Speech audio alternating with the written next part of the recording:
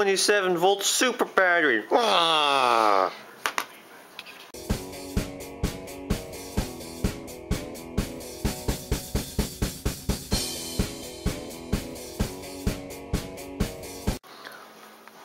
Okay, so I stripped the wires back on my super battery. So now I got 2 contact points for testing something cool over here. So let's spin some motors, I guess. Let's try my luck. Ooh. Okay, that's not good. Obviously that wasn't the motor power.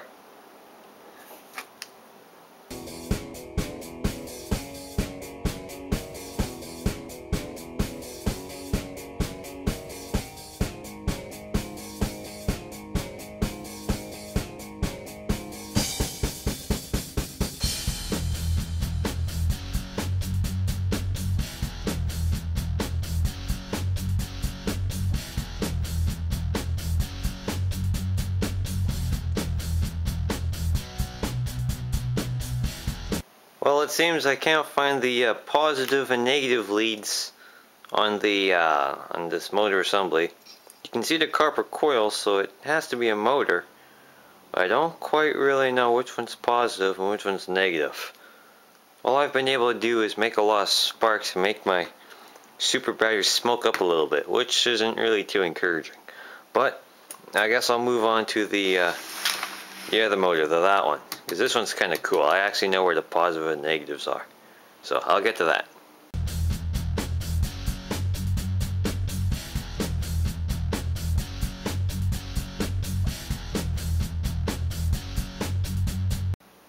Yeah, of the 2 AC motors, they don't really seem to do too much right now.